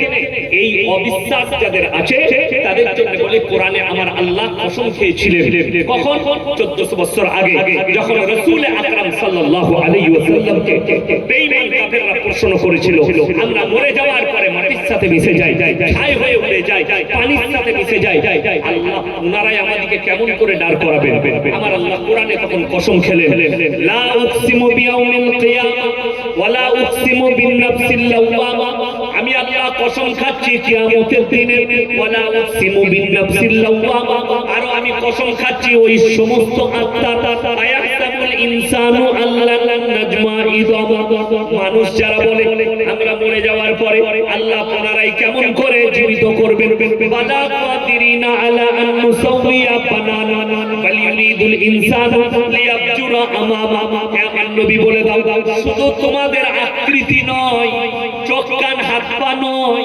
তোমাদের আঙ্গুলেতে তোমাদের হাতেতে যে লাকির গুলো আছে দাগগুলো আছে আমি এইভাবে দাঁড় করাতে পরিপূর্ণ সক্ষম জোরে বলুন সুবহানাল্লাহ আমি এইভাবে দাঁড় করাবো নদে চলে যা নালাতে চলে যা দরিয়ায় মিশে যা যেখানে পাঠাবে পাঠাও পায়খানার চেম্বার বলো এই বাচ্চাগুলো দাঁড়াবে কিয়ামতের দিনে আল্লাহ দাঁড় করাবেন আর এরা আল্লাহ এই পাপিষ্ঠ মা বাপ যারা মায়ের গর্ভে ভেড়ার করেছিলেন আপনি ভেবে দেখুন আপনার বাড়িতে যে 5 বছরের সন্তান আছে তাকে মার্ডার করলে আপনার কতটা লাগবে কষ্ট হবে না কথা বলে কোন বাচ্চাকে মার্ডার করে দিলে কতটা কষ্ট বড় দুঃখের বিষয় এই যে পহেলগাঁও এতগুলো নিরীহ মুসলমান মানুষ মারা গেছে হিন্দু মুসলিম পাকিস্তানি জঙ্গি গোষ্ঠীদের মানার কি গুলি চালানোতে আমার ভাই এটা কোনো মুসলমানের পরিচয় নয় এদের কোনো জাত ধর্ম হয় না আমি প্রথমেই বলেছি ইসলাম স্বীকৃতি দেয় না কোনো মানুষকে অন্যায়ভাবে হত্যা করলে গোটা মানব জাতিকে হত্যা করা হয় গোটা মানব সমাজ আমি দেখলাম পাকিস্তানের একজন মুফতি এটার বিরুদ্ধে বলেছে ये बहुत बड़ी नक्कर जैसा ये बहुत बड़ा एकदम खराब घटना है और ये नहीं होनी चाहिए ये मुसलमान के अखलाक नहीं ये रसूल का उम्मत नहीं এটা একদম বাস্তব কথা এদের মুন্ডুচ্ছেদ করে দেওয়া দরকার তো আপনি যখন আপনার একটা বাচ্চাকে হত্যা করা দেখতে পারবেন না আপনি নিজের পেটের বাচ্চাকে কিভাবে হত্যা করছেন ওষুধ দিয়ে ইনজেকশন দিয়ে চলুন এই 2 নম্বর পাপ গেল 3 নম্বরটা শুনে নেন ওয়ালা তাকরাবুজ জিনা ইন্নাহু কানা ফাহিশা ওয়া সাআ সাবিলা ব্যভিচার করা তো দূরের কথা যে রাস্তায় ব্যভিচার হয় সেই রাস্তার ধারে পাশে যাতায়াত করো আল্লাহ রাসূলের হাদিস আখরি জামানায় বর্বরতার যুগের পাপ গুলো মডেলিং হয়ে ফিরে চলে আসবে তোমাদের কাছে আজকে মডেলিং হয়ে ফিরে চলে এসেছে মারাত্মক যে পাপ পৃথিবী জুড়ে ছুটছে নাম্বার 1 সেটা হচ্ছে সমকামী পুরুষের প্রেমে বিয়ে নারীতে বিয়ে অহরহ ঘটছে আমি মোবাইলে দেখলাম গত 3 দিন আগে বাংলাদেশের খবর একটা মেয়ে তার বাড়ি থেকে তার বান্ধবীর কাছে পালিয়ে এসে তারা থানায় হাজির আমরা সমকামী একে অপরকে আমরা প্রেম করি ভালোবাসি নাউজুবিল্লাহ বলে এই পাপটা কখনকার পাপ আল্লাহ রাসূলের যুগের পাপ নয় মুসা নবীর যুগের পাপ নয় ঈসা নবীর যুগের পাপ নয় ইব্রাহিম নবীর যুগের পাপ নয় ইউসুফ নবীর যুগের পাপ নয় ইয়াকুব নবীর যুগের পাপ নয় এই পাপ হচ্ছে হযরতে লূত নবীর কওমের পাপ যাদের বাড়িতে ম্যাপ আছে পৃথিবীর বুদ্ধিজীবী জ্ঞানী এই পাপেতে লিপ্ত হচ্ছে বেশিরভাগ শিক্ষিত যুবক যুবতীরা যারা স্কুল কলেজ পড়ুয়া যারা ইউনিভার্সিটি পড়ুয়া তারা এই পাপেতে বেশি লিপ্ত হচ্ছে আমার বন্ধুগণ আমার মা বোন আমার ভাই যারা মনে মনে নিয়ত করেছেন যারা লিপ্ত হয়েছে তারা কান খুলে আমার এই বক্তব্যটা শুনে নেন এটা বর্বরতার যুগের পাপ লূত নবীর কওম আল্লাহ তাআলা ওই পৃথিবীর ম্যাপটা খুলে দেখলেন একটা সাগরের নাম বৈজ্ঞানিকরা নাম রেখেছে মরা সাগর যে সাগরে একটা পোকামাকড় জন্মায় না একটা কীট পতঙ্গ জন্মায় না ওই জায়গাটি আল্লাহ লূত নবীর কওমকে পাল্টিয়েছে কোরআনে আল্লাহ লাকির টেনেছে দুজন নবীর বিবি জাহান্নামী তাদের জন্য লাকির টানা হয়ে গেছে কোরআনে দলিল আছে দারাবাল্লাহু মাসালান লিল্লাযীনা কাফারু ইমরাআতা নূহ ওয়া ইমরাআতা লূত কানাতা তাহতা আবদাইন মিন ইবাদিনা সালিহাইন ফাকানাতাহুমা ফালাম ইউগনি আনহুমা মিনাল্লাহি শাইয়্যা ওয়া কিলা কুলান নার মা'আদ দাখিলিন। আমার দুজন উলুল আযম নবী হাবিব পয়গম্বর নূহ নবী আর লূত নবী, এদের দুজনের বিবিকে জাহান্নামে দেব, তারা নবী হওয়ার পরেও আটকাতে পারবে না। এরপর ভেবে দেখুন, নবীর বিবিরা জাহান্নামে যাবে, নবীরা চুপ করে দাঁড়িয়ে থাকবে। আমার মতো ফুটো মলবি আর পীররা আপনাকে পাপের সাগরে ডুবে থাকার পরে কেমন করে জান্নাতে নিয়ে যাবে? একজন নবী তার বিবিকে জাহান্নাম থেকে জান্নাতে পাঠাবার কোনো রাস্তা খুঁজে পাবে না। আল্লাহ কোরআনে উল্লেখ করেছে, লাকির টেনে দিয়েছে, লূত নবীর বিবি আর নূহ নবীর বিবির তিনটে মারাত্মক অপরাধ ছিল। এটা আমার ভাইয়েরা শুনবেন। নাম্বার 1, আল্লাহকে বিশ্বাস না করা। নাম্বার 2, নবীকে বিশ্বাস না করা। নাম্বার 3, স্বামীর অবাধ্যতা করা। আর লূত নবীর বিবির বাড়তি একটা মারাত্মক পাপ, সেটা হচ্ছে সমকামী, পুরুষে পুরুষে বিয়ে, নারীতে নারীতে বিয়ে। দ্বিতীয় নম্বর, আল্লাহ রাসূল বললেন তোমরা বুঝতে পারবে কিয়ামতের পূর্বে গোটা সমাজে হারাম আওলাদে ভরে যাবে। এখানে ধর্মের কথা নাই, গোটা সমাজে হারাম আওলাদে ভরে যাবে। আজকে বর্তমানে ভারতের মাটিতে যে মারাত্মক পাপটা ছুটছে তার নাম হচ্ছে পরকীয়া, লোকের বউকে নিয়ে পালিয়ে গিয়ে ঘর করা। এই শুধু মুসলিমদের মধ্যে নয়, সমস্ত জাতির মধ্যে। আমি এক সপ্তাহ আগে দেখলাম, যদিও ঘটনাটা উত্তরপ্রদেশ ইউপি, একজন তার মেয়ের বিয়ে ঠিক করেছে, তারিখ হয়ে গেছে, যে জামাই হবে সে শাশুড়িকে নিয়ে পালিয়ে গেছে। হ্যাঁ, আমি মোবাইলে দেখি। এখন পুলিশ অ্যারেস্ট করে নিয়ে এসছে তাদেরকে থানায়। মেয়েটাকে জিজ্ঞেস করছে तुम कहां जाओगी? तो बोलছে मैं अपना शहर के पास जाना चाहती हूँ। कौन सा शहर? बोले वो जो मेरा दामाद था उसी के पास। बोले क्यों? बोले मेरे को सब सुख मेरे को दिया। बोले तुम्हारा पति? बोले वो कुछ नहीं दे पाते, इसीलिए मैं जाना चाहती हूँ। কিয়ামতের আলামত। আমাদের অনেক মুসলিম সমাজ বর্ধমান জেলার লোক লোকের বউকে নিয়ে পালিয়েছে, ডোমজুড়ে বাস করছে। ডোমজুড়ের লোক লোকের বউকে নিয়ে পালিয়ে গিয়ে বর্ধমানে বাস করছে। এ মানরা মনে করছে ও ওলি, আর ও মানরা মনে করছে এই ওলি, কিন্তু দুটোই হারাম। পালিয়ে গেছে নিয়ে আপনার শরীয়ত জানা নেই। আমার বন্ধু, আমার ভাই, শুনে রেখে দেন, যারা পরকীয়ায় লিপ্ত আছে, যারা লুকিয়ে লুকিয়ে লোকের বউয়ের সঙ্গে প্রেম করছে, যারা লোকের বউয়ের সঙ্গে লিপ্ত আছেন পরকীয়ায়, শুনে রেখে দেন আমার বন্ধু, আমার ভাই, খুব কান খুলে শুনবেন। পরকীয়ায় যারা লিপ্ত আছে, যতক্ষণ পর্যন্ত তার আগের স্বামী তাকে তালাক না দিবে, তালাক মানে ডিভোর্স দিল, 3 মাস 10 দিন ইদ্যত পালন করতে হবে। কার বাড়িতে? স্বামীর বাড়িতে, বাপের বাড়িতে। তারপরে সে অন্য স্বামী গ্রহণ করতে পারবে, এটা শরীয়ত। আর কেউ যদি নিয়ে পালিয়ে যায়, তার স্বামী যদি ডিভোর্স না দেয়, ইদ্যত পালন না করে, আল্লাহর কসম খেয়ে বলছি, কাবা ঘরের ইমাম যদি নিকাহ পড়ায়, তারপরও নিকাহ হবে না, হারাম। যতদিন তার সঙ্গে বাস করবে, জিনা করা হবে। বাচ্চা পয়দা হলে হারাম আওলাদ হয়ে যায়, হারাম আওলাদ। আমার বন্ধু, আমার ভাই, বড় কষ্ট লাগে, দুঃখ লাগে।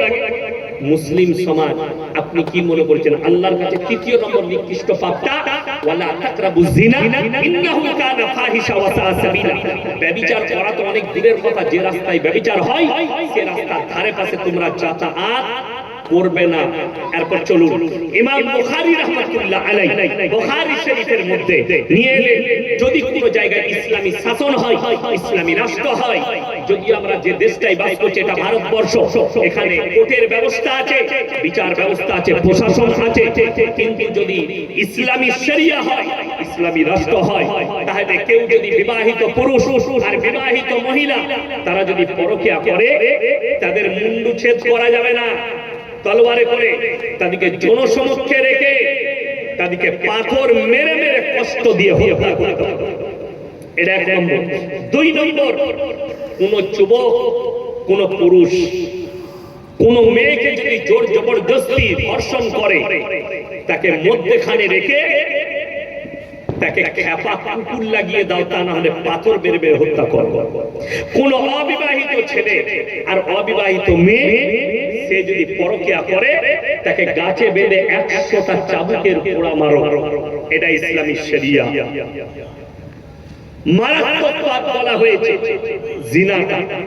আর এক জায়গায় আছে কাদাফলাহাল মুমিনুন আল্লাযীনা হুম ফি সালাতিহিম খাশিউন ওয়াল্লাযীনা হুম আনিল লাগবি মুরিদুন ওয়াল্লাযীনা হুম লিয-যাকাতি ফাইলুন ওয়াল্লাযীনা হুম লিফুরুজিহিম হাফিজুন ইল্লা আলা আজওয়াজিহিম আও মা মালাকাত আইমানুহুম ফাইন্নাহুম গায়রু মালুমিন। হে আমার নবী বলে দাও মুমিন কারা, মুমিনদের আখলাক কেমন হবে, তাদের চরিত্রটা কেমন হবে। আল্লাযীনা হুম ফি সালাতিহিম খাশিউন, তারা নামাজ পড়লে খুশু খুজুর সঙ্গে নামাজ আদায় করবে, ধীর স্থিরতা এবং খুশু খুজুর সঙ্গে নামাজ আদায় করবে। ওয়াল্লাযীনা হুম লিস-সালাতি ওয়াল্লাযীনা হুম লিয-যাকাতি ফাইলুন, এবং তারা যথাযথভাবে যাকাত আদায় করবে। ওয়াল্লাযীনা হুম লিফুরুজিহিম হাফিজুন, এবং তারা, এটা মারাত্মক, নিজের লজ্জা স্থানের রক্ষণাবেক্ষণ করবে। ইল্লা আলা আজওয়াজিহিম, এটা পুরুষদের জন্য আদেশ। ইল্লা আলা আজওয়াজিহিম আও মা মালাকাত আইমানুহুম ফাইন্নাহুম গায়রু মালুমিন। তোমরা তোমাদের স্ত্রীর সঙ্গে ভালো ব্যবহার করবে। স্ত্রী ছাড়া তোমরা যদি পরকীয়ায় লিপ্ত হও, পরের বিবির সঙ্গে তোমরা পরকীয়ায় লিপ্ত হও, তারা হবে সীমা লঙ্ঘনকারী, আর আমি আল্লাহ সীমা লঙ্ঘনকারীকে জাহান্নামে নিক্ষেপ করব। আপনি নামাজ তো পড়ছেন, জিনায় লিপ্ত আছেন, জাহান্নামে যাবেন। আপনি নামাজ তো পড়ছেন, মুখে দাড়ি তো রেখেছেন, জাহান্নামে যাবেন। আজকে বড় কষ্ট লাগে, একটা মুসলিম শুনেলেন ঈমান কি করে হারাচ্ছে মুসলমান, তার মারাত্মক কারণ হচ্ছে এই মোবাইল। এই মোবাইল কি করেছে, 100টার মধ্যে 90টা মিথ্যা কথা বলা শিখিয়েছে মোবাইল। ঠিক বললাম না ভুল বললাম?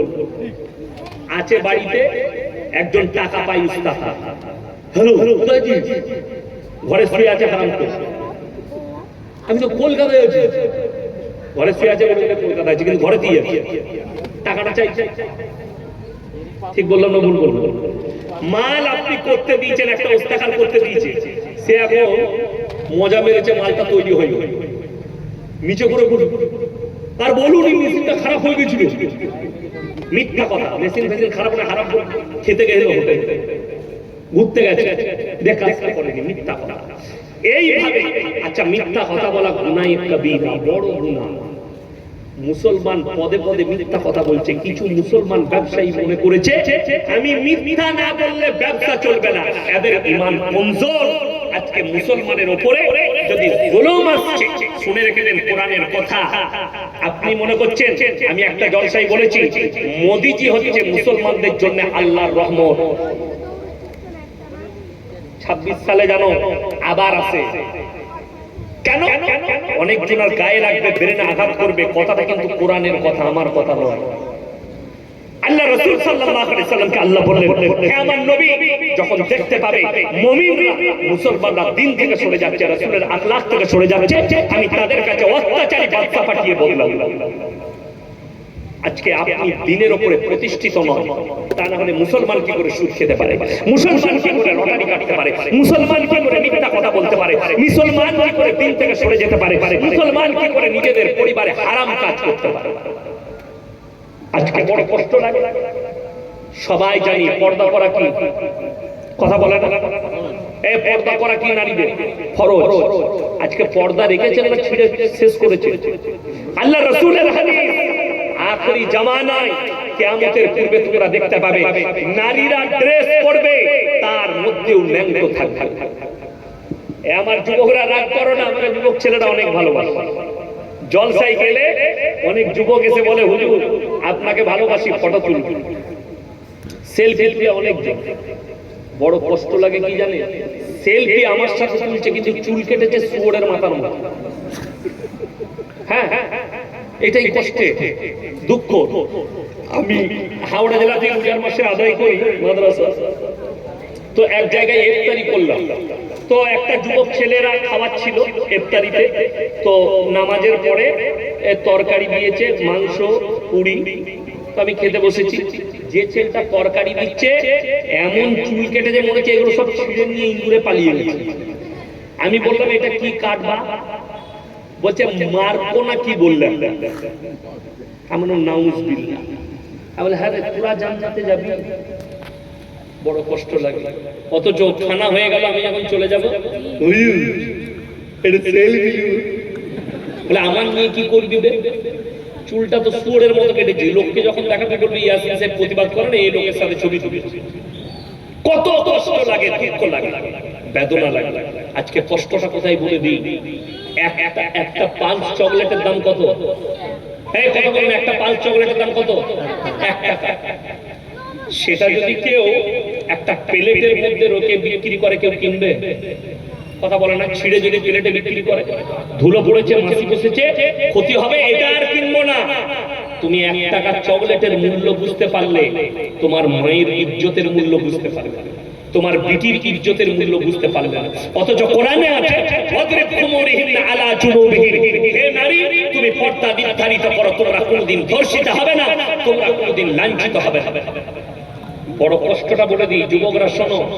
এই যুবক ছেলেরা মোবাইল খুলে আর ল্যান্ডো মেয়ের ছবিগুলো দেখে, বাপরে বিউটিফুল, লাইক দিবে, লাভ চিহ্ন দিবে। আপনাকে বুঝিয়ে দিই, এখানে পুকুর আছে না? নাই পুকুর আছে। আচ্ছা, পুকুরে আমরা গা ধুই না? ধুই না? গোসল করি, পুকুরে গোসল করি, পুকুরে উজু করি। আচ্ছা, পুকুরে পানি পান করে? করে। পুকুর ব্যবহার করি কিন্তু পুকুরের পানি পান করি না।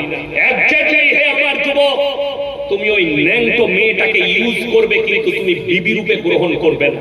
খালি তুমি ইউজ করবে, ওটাকে ব্যবহার করবে, ওটা তোমার গিন্নি হিসাবে তুমি কখনোই গ্রহণ করতে পারবে না। কেন? ওই জায়গাটাই তো নোংরা। পুকুরের পানিটা যেমন গোসল করা যাবে, উজু করা যাবে, কিন্তু পান করা যাবে না, ক্ষতি হবে। ওই একটা ন্যাংটো মেয়েকে বিয়ে করলে তোমার সমাজের ক্ষতি, তোমার বাচ্চার ক্ষতি, তোমার পরিবারের ক্ষতি হবে। আমার বন্ধুগণ, একটা তোমার মাকে জিজ্ঞেস করো, তোমার বিবিকে জিজ্ঞেস করো, তাকে খালি নিজে পরীক্ষা করবে আর তাকে জিজ্ঞেস করো, একটা কলাওয়ালা যদি কলাগুলো ছিলে বিক্রি করে, সেই কলাকে তুমি কিনবে? যদি বলে কিনবো না, কেন? এই কলাটাই মাছি বসেছে। তুমি তোমার স্ত্রীকে বলো যে আল্লাহ তোমার ইজ্জতের এতটা মূল্য দিয়েছে, তুমি যদি নিজেকে খুলে নিয়ে যাও, তোমার উপরে মাছি বসবে, আর ওই মাছি বসার পাপগুলো তোমার নামে দেওয়া হবে। ইমাম বুখারী রাহমাতুল্লাহ আলাইহি বুখারী শরীফের মধ্যে লিখলেন, শুধু জিনা করার পাপ শাস্তি ওইটাই নয়, মিলামিশাটাই নয়, যে মেয়েরা নিজের শরীরকে দেখিয়ে পুরুষকে উত্তেজিত করবে, নিজেদের পেট পিঠ দেখাবে, নিজেদের মুখ দেখাবে, আর ছেলেকে জিনা করার জন্য উত্তেজিত করবে, সেই মেয়েটার জন্যও একই শাস্তি দাঁড়াবে ইসলামী শরীয়ত। ইমাম বুখারী রাহমাতুল্লাহ আলাইহি বুখারী শরীফে লিখেছেন। আপনি যখন তাফসীর খুলবেন পাবেন। আমার মা, আমার বোন, আমার ভাই, আপনাদেরকে অনুরোধ করে জানাচ্ছি, আপনি আপনার বিবিকে পর্দা দেন। লাস্ট চ্যাপ্টার যেটা ধরছি, ইমানদারির সঙ্গে বলুন, 5 ওয়াক্তের নামাজ পড়া কি ফরজ?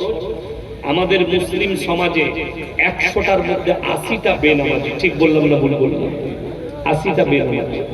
এদের মধ্যে 10% এমন বেনামাজি আছে, তারা তো নামাজ পড়েই না, উপরন্তু আবার চায়ের দোকানে বাজারে কি বলে জানে, নামাজ না পড়তে পারি, রোজা না রাখতে পারি, গ্রামের মধ্যে আমি ভালো, এরকম আলোচনা না দাদা আছে। তারা যদি এখানে থাকে কিংবা সেই ভাইদের কানে আমার আওয়াজ পৌঁছাচ্ছে, আল্লাহর ওয়াস্তে একটু কানেতে আমার কথাটা ধরুন, এটা আমার কথা নয়, কোরআনের কথা। যারা বলবে অঙ্গীকার করে আমরা নামাজ পড়ি না, রোজা রাখি না, কিন্তু গ্রামের মধ্যে আমি ভালো, ঈমানটা ঠিক আছে, তারা কান খুলে শুনে নেবেন। কিয়ামতের দিনে দুটো রাস্তা, একটা রাস্তায় জান্নাতীরা যাবে, একটা রাস্তায় জাহান্নামীরা প্রবেশ করবে। আমার আল্লাহ কোরআনে বললেন, জান্নাতীরা তাদেরকে দাঁড় করাবে, কি বলে? ফি জান্নাতিন ইয়াতাসাআলুনা আনিল মুজরিমিনা মা সালাকাকুম ফি সাকার। এই জাহান্নামী ভাইরা, দাঁড়াও দাঁড়াও দাঁড়াও, কি হয়েছে? তোমরা আজকে জাহান্নামে কেন যাচ্ছ? আমার বন্ধুগণ, তারা চোখের পানি ফেলিয়ে দুঃখের সঙ্গে বলবে, ক্বালু লাম নাকু মিনাল মুসাল্লিন, আমরা নামাজি মুসল্লিদের মধ্যে ছিলাম না। এটা 1 নম্বর উত্তর দেবে কারা? ওই ব্যক্তিরা যারা বলছে আমরা নামাজ পড়ি না, রোজা রাখি না, তা কি হয়েছে? আমরা ইমানদার, আমরাই ভালো লোক। তারা কিয়ামতের দিনে কাঁদবে আর বলবে ওয়ালু লাম নাকু মিনাল মুসাল্লিন, আমরা নামাজি মুসল্লিদের মধ্যে ছিলাম। ওয়ালাম নাকু নুতিমুল মিসকিন, আর আমরা মিসকিনকে খানা খাওয়াইতাম না, তাই আল্লাহ আমাদেরকে জাহান্নামে পাঠিয়েছে। 3 নম্বরটা, এই ওই তুই পেছনে চলে যা, ওখানে বিরিয়ানি দিবে যা, হলুদ গেঞ্জি তোকে বলছি, হ্যাঁ চল না, ও যে তোমার আন্ডার প্যান্ট পরে খেলে ওটা খুলে দিবে। ওয়ালাম নাকু নুতিমুল মিসকিন, আর আমরা মিসকিনকে খানা খাওয়াইতাম। নাম্বার 3টা মারাত্মক প্যাথেটিক, ওয়া কুননা নাখাযু আল খায়দিন। খুব ভালো করে শুনবেন, তারা বলবে আমরা দাড়ি টুপি নামাজি মুসল্লির দিকে দেখে হাসি ঠাট্টা বিদ্রুপ করতাম, আল্লাহ তাই আমাদেরকে জাহান্নামে পাঠিয়েছে। ওয়া কুননা নুকাজ্জিবু বিয়াউমিদ্দিন, আর আমরা বিচারের দিবসকে মিথ্যা বলে মনে করি। রমজান মাসে মসজিদ ভর্তি ছিল না খালি ছিল? ভর্তি ছিল। এখন খালি না ভর্তি? খালি। আবার সামনে বছরের রোজাই পাবেন মালকোটাকে খুঁজে, তাই না? এইটাই তো, আমি বললে আমাকে মানুষ রাগ করে, আমার উপরে রাগ হয়। আপনি হাওড়া জেলায় দেখতে পাবেন, কলকাতা, মিডিয়াপুর, 24 পরগনা, হাওড়া, মেদিনীপুর, আমাদের রাজ্য সরকার বলে দেয় কবে? শবে বরাতের রাত্রিতে। এদিকে কিছু বলো না, অলিগুলো ঘুরে বেড়াবে, সব গুটকা খোরগুলো গুটার রোডে ঘুরে বেড়াচ্ছে বাইক, গুটকা খোরগুলো সারা রাত গুটকা খায়, বিড়ি খায়, আর মাথায় টুপি লাগিয়েছে, মাঝে মাঝে শেরে পাঞ্জাব যাচ্ছে, রানীহাটিতে যাচ্ছে, আর ওই একটা চা বালি বেরিয়েছে, তার কাছে চা খাবে, বা ঘুরে বেড়াচ্ছে গুটকা খেয়ে, হারাম খোর। নামাজ রোজা কিছুই নাই। কে বলল তোমাকে? শুনে রেখে দেন, শবে বরাতের রাত্রিটা তার জন্য যে 5 ওয়াক্তের নামাজি, তার জন্য শবে বরাত। যে সারা বছর নামাজ নাই, শবে বরাতে তুই যদি 500 রাকাত নামাজ পড়িস, একটাও মাল উপর দিকে যাবে। আচ্ছা বলে একটা ছেলে স্কুলে পরীক্ষা দিচ্ছে, কোন পরীক্ষা দেয়নি, খালি মৌখিক পরীক্ষা দিয়েছে, সেই ছেলেটা ফার্স্ট হবে তো নাকি? সে যদি গিয়ে বলে স্যার আমার রেজাল্টটা দেখি, তাকে কিসে করে রেজাল্ট দিবে? ঝাঁটা করে দিবে না নম্বরটা? তো তোমাকে যদি কবরে ফেরেশতারা জিজ্ঞেস করে 5 ওয়াক্তের নামাজ ওটা খালি পড়তে পারিনি বলে শোবে বলা বলে ফাটিয়ে দিয়েছি, তোকে আগে ফাটাবে, কাবাব শাখা করবে, নফল মাল দিয়ে করবি কি? ফরজটাই নাই। কথা বুঝতে পারছো? ফরজই নাই। আমাদের দেশে তো 3টে কোয়ালিটির নামাজি আছে, একটা হচ্ছে জুম্মার, একটা 5 ওয়াক্তের, আর একটা খালি ঈদ আর বকরা ঈদ। আর ঈদগাই দেখবেন ঈদের দিনে ওই মাল কটাই বেশি লাফা। যদি একটু নামাজ ছাড়া যায়, কি হয়েছে? ঈদের নামাজ পড়তে গেছি, আমি নিয়তটা বলে দিবেন, নিয়ত নিয়ে কি করবি? সারা বছর নামাজ পড়ে না, ঈদের দিনে এসে কে বলছে জীবনে? আমি তাকে বললাম, কানে কানে এসে বলছে হুজুর নিয়ত একটু বলে দিবেন তো। আমি বললাম আত্মা এত জানি না, সালা না, দুরশে না, আমি তো খালি মাথা ঠোক, নিয়ত কিচ্ছু করতে হবে না, অত নিয়ত। আচ্ছা বলুন, একটা লোক যদি শুনেলেন খালি এতটুকু বলেন, নিয়ত না জানে, আমি ইমামের পেছনে ঈদের নামাজ পড়ছি, ওয়াস্তে আল্লাহ আল্লাহ আকবার, হয়ে গেল। কিন্তু কোন ব্যক্তি সে যদি সানা না পড়ে, সে যদি রুকু সিজদা তাসবিহ না পড়ে, আত্তাহিয়াত না পড়ে, আপনার দরুদ শরীফ না জানে, দোয়া মাশরুরা জানে, নামাজ হবে? ও কিচ্ছু জানে না, খালি নিয়ত নিয়ে মারামারি করে, বড় কষ্ট। বকরা ঈদের ঈদুল আজহার নামাজ হবে, পেছনে কিছু ছেলে থাকে যুবক, গুটকা খোরগুলো, ওরা লুঙ্গি রেডি করে রাখে, খালি সালামটা ফিরে গিয়ে গরুটা জবাই করে। নাউজুবিল্লাহ। ইসলাম কি পেলে? মুসলমানের জন্য কম্পালসারি 5 ওয়াক্তের নামাজ। আজকে জানেন আপনার কাছে জয় কেন আসছে? আপনি কেন কামিয়াবি নন? কেন আজ মসজিদ ভাঙছে? আপনি ফেসবুক খুলেন, 100টা মুসলিম যুবকের পোস্ট দেখিয়ে দেব, হারামখোর পোস্ট করছে, আমাদের বাবরি চলে গেছে, জ্ঞানবাপী চলে যাবে, আমাদের বুকটা ফেটে যাচ্ছে, খোঁজ নিয়ে দেখো, তুই কাঁদছিস জ্ঞানবাপীর জন্য, তুই কাঁদছিস বাবরির জন্য, আর তোর মসজিদ কাঁদছে তোর জন্য, তুই জীবনে নামাজ পড়তে যাস না। এই মুমিনটা কিসের? এই মাল খালি মোবাইলের মুমিন। অরিজিনাল মুমিন।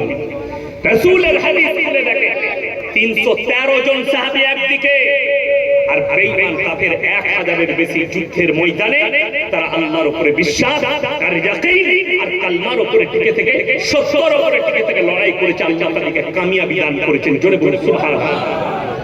আল্লাহ রাসূল সাল্লাল্লাহু আজকে মনে করছেন বেঈমানরা গালি দিচ্ছে, আরে নূপুর শর্মা তো এই কবে গালি দিল, এরা তো এখন গালি দিচ্ছে।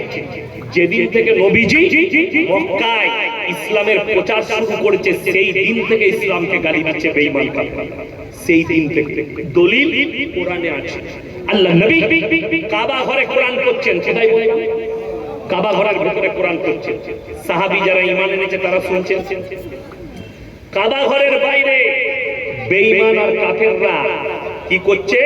নবীর বিরুদ্ধে তাবলীগ করছে। আল্লাহ তাআলা আয়াত পাঠালেন নবীজির কাছে, ওয়াকালাল্লাযীনা কাফারু লা তাসমাউ লিহাযাল কুরআন ওয়ালগাউ ফীহি লাআল্লাকুম তাগলিবুন। হে নবী, বেঈমান কাফেররা তোমার বিরুদ্ধে তাবলীগ করছে, নবী যে কোরআন আবৃত্তি করে সে কোরআন তোমরা শ্রবণ করো না। হাততালি মারো আর কানেতে আঙুল দাও, নবীর কোরআন তোমরা শ্রবণ করো না। তারপরও গোটা পৃথিবীতে কোরআন প্রচার হয়েছে। জোরে বলুন সুবহানাল্লাহ।